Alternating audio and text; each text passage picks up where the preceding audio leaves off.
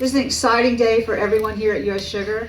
As you know, we are one of the oldest and largest sugar companies in the United States. In Florida, we are the oldest sugar company, and history is very important to our company. We've been here a long time, and we plan to be here a long time more, and bringing back this piece of our history is something that all of us are excited about. But to hear a little bit more about it from those who are a little bit closer to it, we have Ken McDuffie, who's the Senior Vice President of our sugarcane operations, and that also includes our railroading activities, to talk to us a little bit more about what we're going to see today. Ken?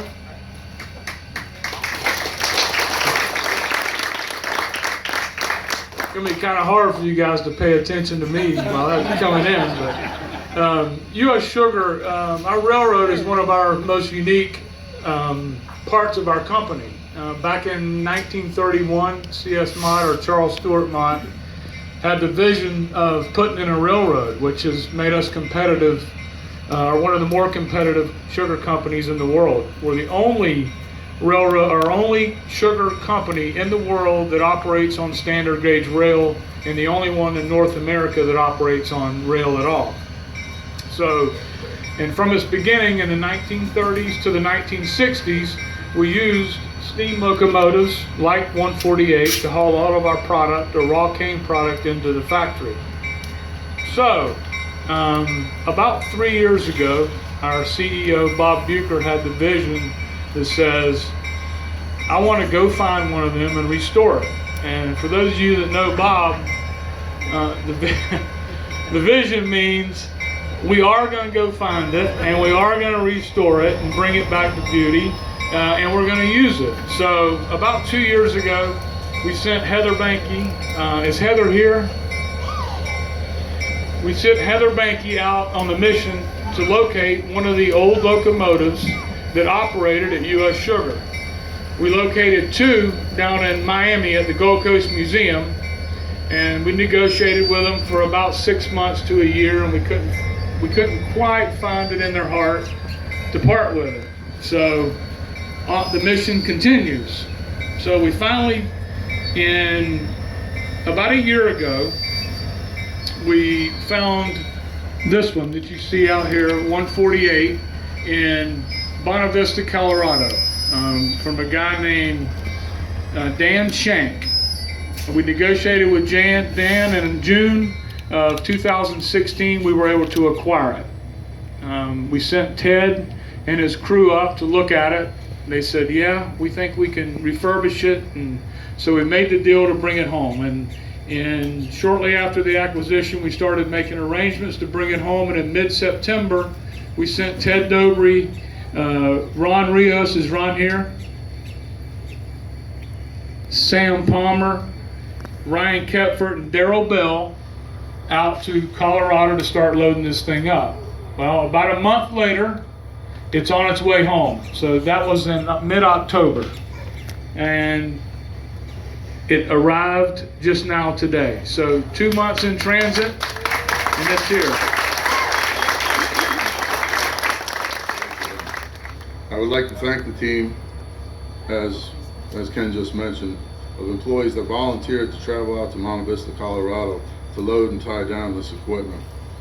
I couldn't be more proud of them. It was a lot of work, and they worked real hard to get it done. The locomotive and tender will be unloaded at U.S. Sugar's South Locomotive Shop, and we will begin the restoration process with our consultant, Scott Lindsay, and our U.S. Sugar mechanical forces. The FEC steam locomotive restoration process will be the boiler engineering will determine the condition through ultrasound readings to see what the thickness is. That's the first part. We'll evaluate the running gear, the wheels, axles, cylinders, brake rigging. The steam locomotive is regulated by the Federal Railroad Administration. After the restoration, this locomotive will meet or exceed all requirements of the FRA.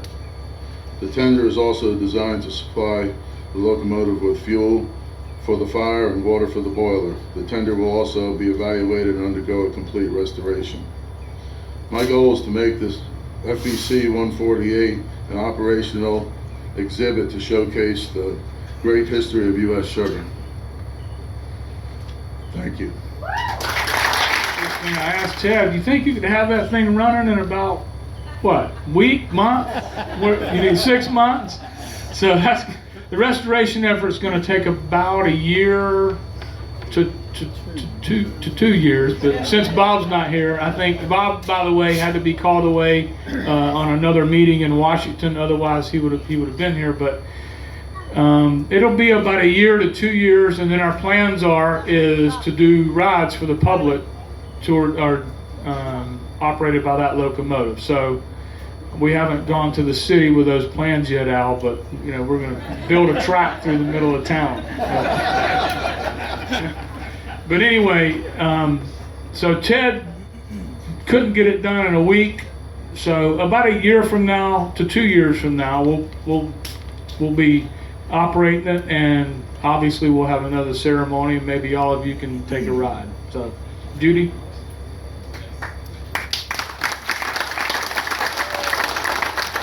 Thank you, Ken. Before that train got to us and our sugarcane train and hauling sugarcane from the fields to our mill, it had another life on the FEC tracks. And we brought out the expert from FEC. He likes to say he's number one in a field of one because he is the only official company historian for American Railroad. But Seth Branson is famous in his own right for being a historian. He's a published author. His Speedway to Sunshine will tell you everything you ever wanted to know about FEC and how railroads helped develop South Florida.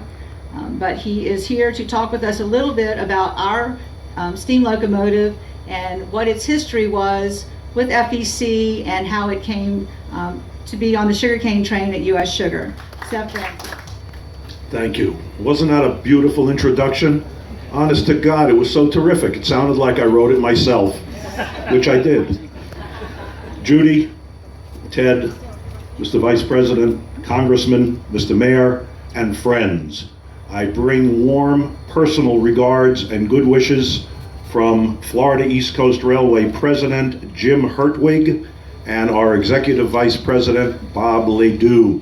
And they have asked me to let you know and let the company know how delighted we are that the steam locomotive, which Florida East Coast Railway received delivery of in June of 1920 from the American Locomotive Company and ran all up and down our system, including on the fabled Key West extension, and we maintained that locomotive until 1952 when it was purchased by United States Sugar.